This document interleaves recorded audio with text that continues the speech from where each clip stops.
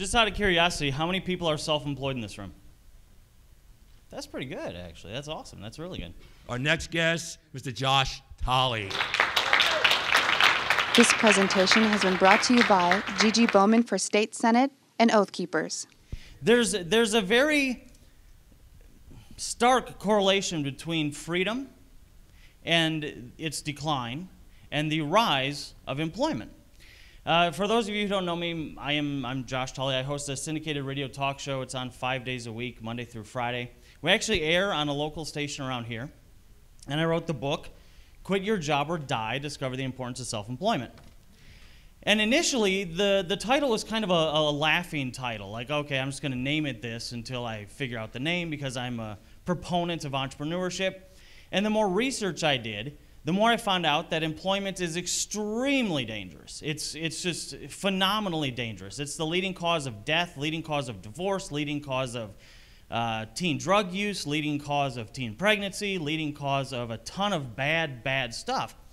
And unlike some of the speakers that we've had, I kind of came to this freedom, this liberty, this restoration movement, not from some great documentary or some great economics book or something. I just started a business, and it was crazy how through business I just discovered that, hey, there's a little too much government here. Nobody had to pitch me. And what I found was interesting is if you look at other entrepreneurs, they kind of line up politically too, and you get to this point where you think, well, nobody had to pitch them either. So what's the point of all this? Well, when I look at the speaker lineup, we have big pharma, right? Who thinks big pharma is a problem? Okay, the answer to that is entrepreneurship. We have economic reform. We have two great economists. Bob Murphy, who's coming up after me. I'm lucky to say I'm Bob's opening act. But we have two great economists. I know a lot of broke economists. I mean, not that it's a bad thing, and but I do. So really, that's not the answer either. Not just to talk about economic reform. And when I teach businesses, I teach them this. There's two types of approaches.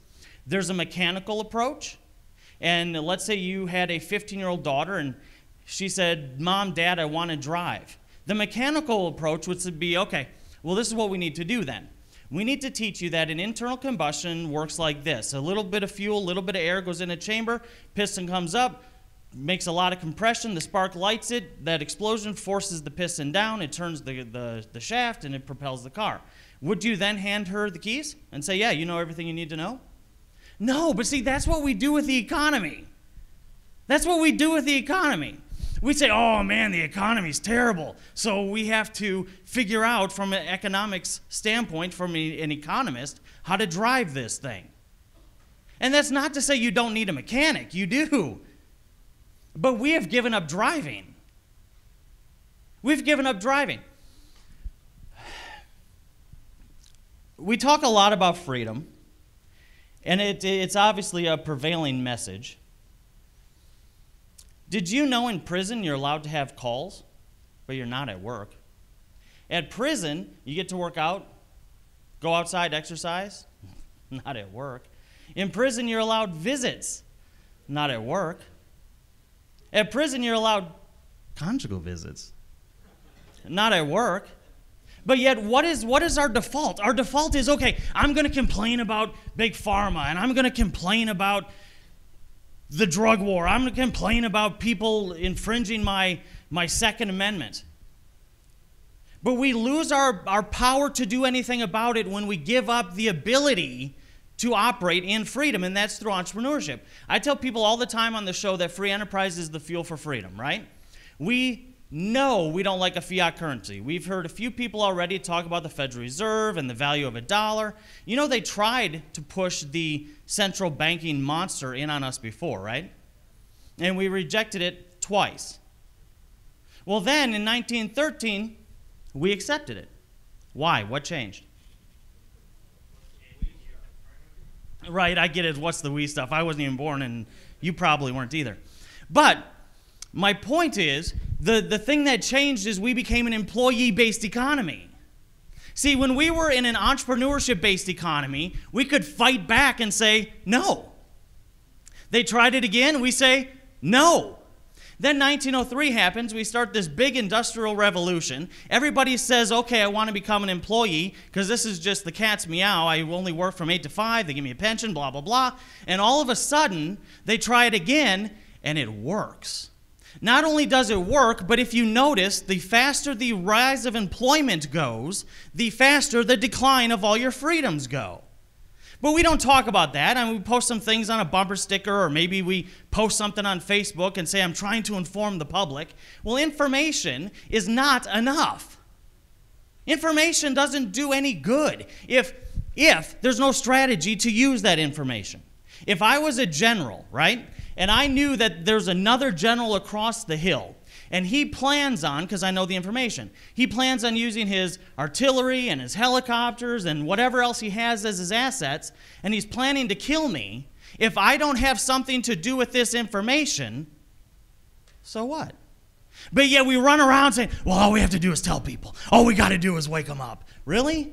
Why do they hold votes on Tuesday? Because you're at work. Why do they know in local elections that are the most important, most of you won't vote? Because you're too busy at work. I mean, we really need to get back to this. Why? Why are we even doing this? Why are you here? Is it really to combat against the Federal Reserve? Or is it to be free? Is it really to combat against Big Pharma? Or is it to combat against what Big Pharma is doing to you?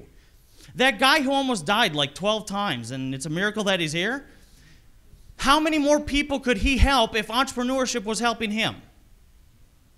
How many people could we educate if we had entrepreneurship pushing that mode? And a lot of people are going to say, well, yeah, but we have a fiat currency. So what? I get it. It sucks. I speak at the Fed events. Gotcha. But if it's used as a weapon against you, it can be taken away and used as a weapon for you, too. Because I could tell you if you had 5 million extra fiat dollars in your pocket, you could buy a lot of airtime, a lot of billboards to wake people up, couldn't you? And I get this pushback, oh, well, Josh, now is not the time to start a business because of all the regulation. Really? So you're telling me it's better to be an employee with all the regulation? I mean, you're going to earn income doing something, right? So would you rather be controlled all day, have no money to spend to fight for freedom, spend on average 15 minutes per week with your spouse, and then tell me about all the important things in life? Or would you rather say, yep, there's regulation, but I'm going to kick them in the teeth with their own regulation? So this mindset of, well, we need to know about Big Pharma, and we need to know about vaccines. Yes, yes, and yes. But now that you know, what are you going to do? And they know this. Because even in Burmes's film, well, you know, there's 30 million people without work, and with 30 million people out of work. No, it doesn't matter. If 30 million people had work, we would still be serfs. Because we don't have the engine to fight back. Free enterprise has always been and always will be the fuel for freedom, period. You could go look at the captives in Egypt, right? The Hebrew whatever. Take out a Bible. You could look at that story and see, well, wait a second. The people who made bricks, they could kill them and not feel it. Kill 100 of them, not feel it. But if you killed the guy who made your face go on the monument, well, now you don't have the monument with your face on it, so that guy had his own house. That guy had his own staff, even though he was technically a slave. Which one would you rather be? And the correlation between employment and prison, even though it's funny, it's really true. I had a cardiologist on the show, and I asked him, I said, you know, what's the leading cause of death? And he said, stress. Stress amplifies cancer, amplifies diabetes, amplifies whatever you have. Stress amplifies it. And then I said, well, what's the number one cause for stress? Employment. It's true. Number one cause for stress is employment. So we have this situation where we're placing ourselves in the worst possible position, then yet saying we're fighting for freedom. How? And I think, and I know this might hurt a little bit, but I think sometimes we think, well, as long as I'm posting 12 memes a day on Facebook, I'm doing my part. Doesn't do us any good. Do you really think those who are controlling you care if you know you're controlled? Does the farmer care if the cow knows he's in a pen? All of a sudden, we're supposed to know we're cows and that equals freedom? The only thing we've done with a lot of this freedom movement based on an entirely information-driven agenda is just made ourselves aware that we're cows.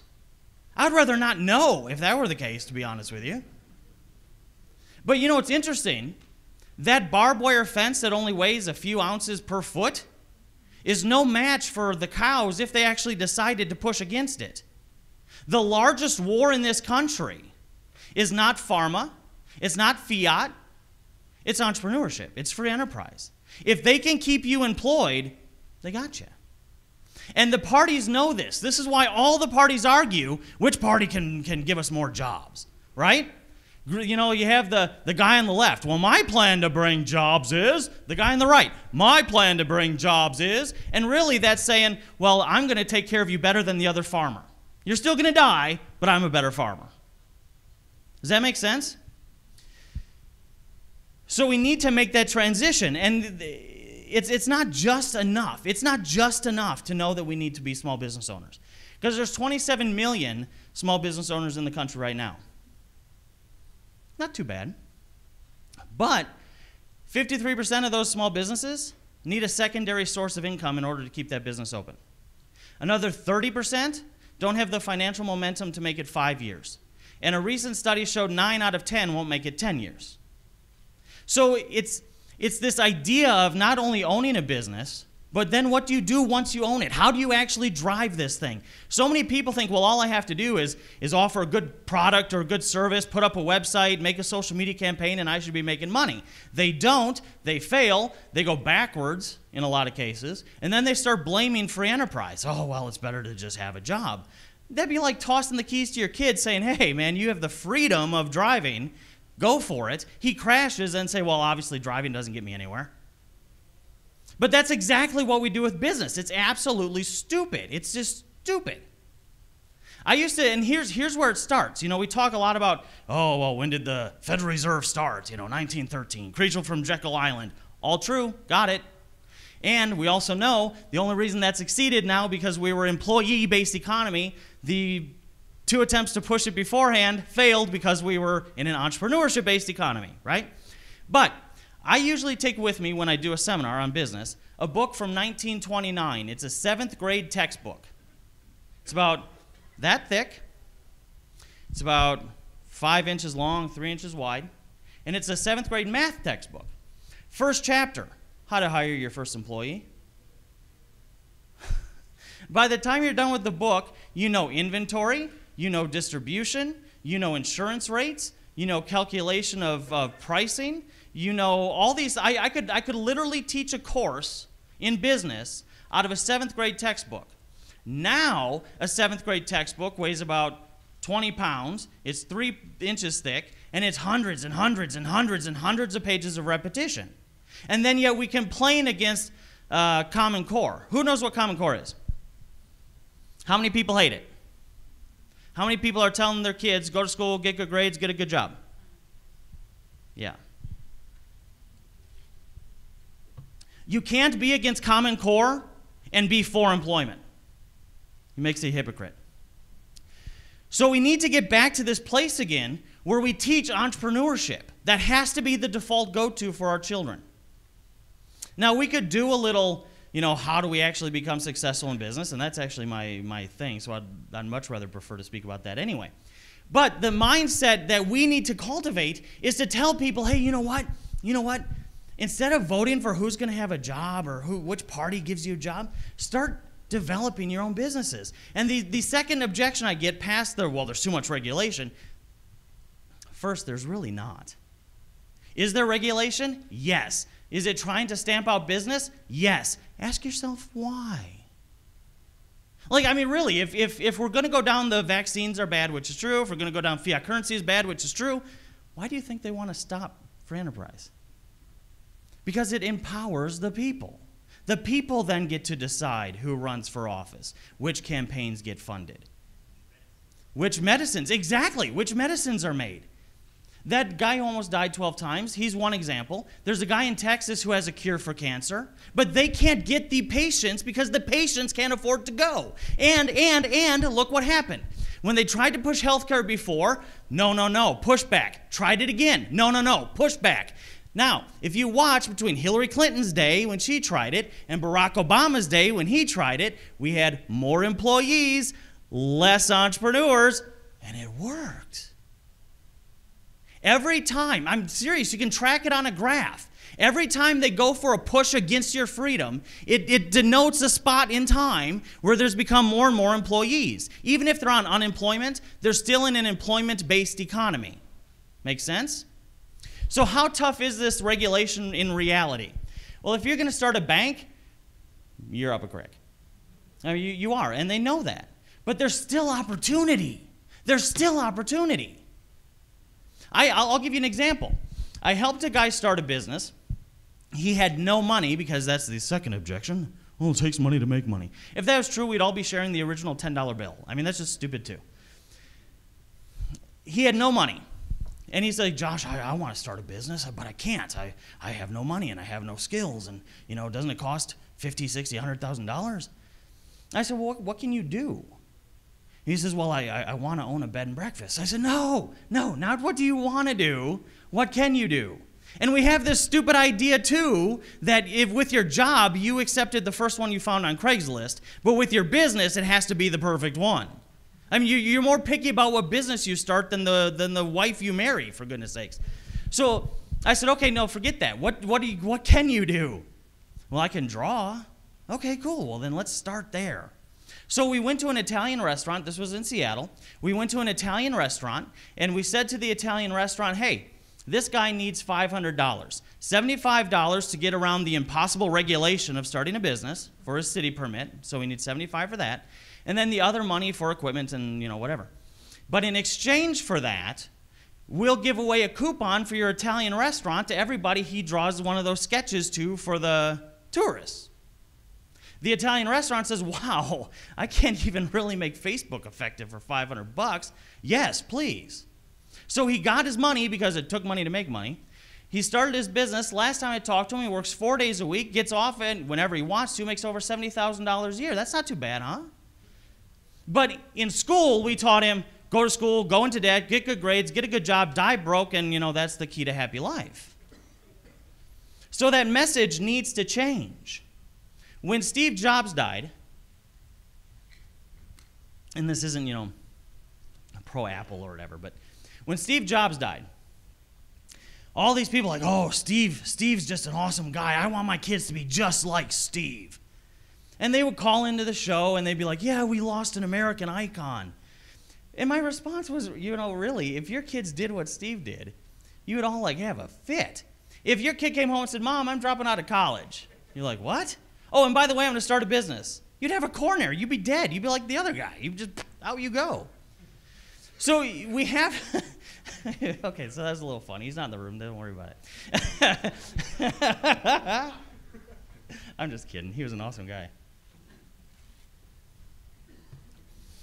But we have to get back to that, right? So let's kind of cover, if I have time. How much he ain't in here anyway. I got time. Let's cover the top 5 mistakes business owners make. The first one is entering their place in the industry. We have a tendency to launch our boat where the boat launch is, right? Like I was helping this one client, and they wanted to get into coffee shops. And I'm like, why? There's 50 of them in town. Well, they must be making money. That's why there's 50 of them. And we have this knee-jerk reaction to get into an industry at the most crowded point. That's stupid too. So even if you say, okay, I want to be in the coffee industry, why not say to yourself something like, well, wait a second. If there's 50 coffee shops in town, where are they getting this coffee? Oh, they're getting it from Trenton. Trenton, that's a long ways away. What if I become the wholesaler to all 40, or at least 40 out of the 50? Now I'm making money on the industry itself, not necessarily placing my business in the easiest entry point. So that's the number one mistake we make. We need to examine that. Second mistake we make is we don't understand marketing and advertising. That is also true with this movement. You wonder why the Republicans can host an event and have it in an arena, yet people who are actually for freedom host an event and it's like we're pulling teeth? I mean, has everybody ever wondered? Okay, go ahead. Republicans control a certain amount of the tax money that's flowing to the patronage, and everybody who's going to thinks they're going to make some money on it somehow by meeting the right people who can give them the opportunity to steal some taxpayer money. No. I mean, it's a great shot. That was awesome. I mean, you almost hit it, but no. The reason why is because we're dealing with an area of belief. Now, this is kind of deep and trippy. A belief is an accepted truth. Doesn't mean it's actually true, it just isn't accepted as truth. Kind of like Santa Claus, right? When you're a little kid, whatever. So you believe it's true. The Republicans come along and say, hey, you know what you believe is true about the country, about how those other people are so terrible? Well, we believe that too. Okay. And then the Democrats come along and say, hey, you know what you believe about how these people on the right are all like neocons and blah, blah, blah, blah, blah. And, okay. And, they separate into little, like, parties. It's like Moses partying the... Anyway. Then you have the people who want freedom. And because we're so passionate about it, we have a belief about freedom, and then we discount the fact that all beliefs, here's your little secret, all beliefs are wrapped with emotion. All of them. That's why you're sad when you find out Santa's around, or wrong, So we, as people who understand the truth, want to express this truth so you get it. We are essentially attacking their preconceived belief, which is wrapped in emotion. What do we expect to happen? Psychologically, we should expect kickback. We should expect people rejecting it. We should expect people saying, no, no, no, no, no, I don't want to be part of that. What do we get? That. Because we're trying to sell these things based on emotion from our emotional standpoint. And we get frustrated. Ever feel like you're beating your head against the wall? Oh, why don't they get it? Oh, it's so obvious. Fluoride in the water, vaccines, blah. And the more angry you get, the more angry they get. Right. So what this side of the discussion really needs is some real training, which the other parties can afford to do. So that's the second mistake, is we don't understand that belief is part of the sales process. And it really is. Then we have advertising and marketing. How many people can name 10 billboards they saw from JFK or LaGuardia to here? Yeah, exactly. I've done this for 15 years now. I've done it to rooms with thousands of people in them. You can't. How many people can name 10 ads you saw in the newspaper today? Did you even read a newspaper today? Exactly. How many people can name 10 ads you saw on the television? Exactly. See, but here's my point. My point is, small businesses get into business and they waste a bunch of money advertising in places where it doesn't actually work. How many people like sponsored ads on Facebook? Then why do small businesses try and think that that's going to succeed? How many people like pop-ups when you go to like foreignpress.com? Yeah, exactly. And then we wonder why they're failing. And if you think about it, when you look at what Facebook did and why they got in trouble for their valuation, it was because they didn't admit how terrible their advertising was. Remember? Like, oh yeah, you're not going to actually hit these revenue generation goals. But yet we all think, well, I got to start a social media marketing campaign. It doesn't work. At best, Facebook is customer retention. These are people who already know about you. But yet we teach this crap in business schools.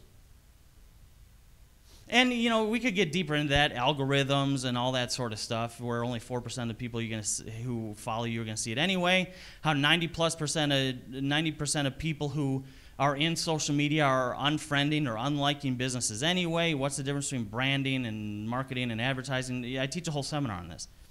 But that's the reason, and that's the truth. Until we get back to an entrepreneurship-based economy, we're toast. I don't care if we get Bitcoin. I don't care if we go back to a gold standard. It doesn't matter until the people have the ability to generate their own economy. Does that make sense?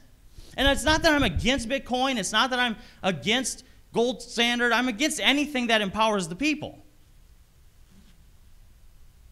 But if you look back through history, before the fiat currency, we were still controlled. If you were an employee, you were still controlled. I'm working on a book right now that talks from a history standpoint. Did employees really even exist?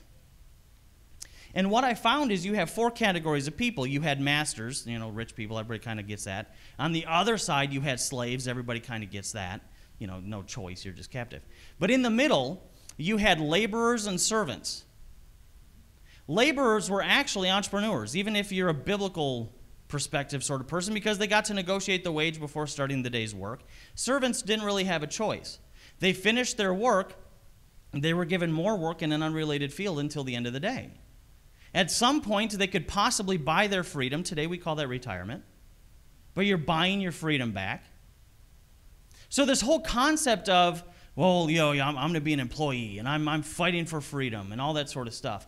The most vital move you can make is to start a business.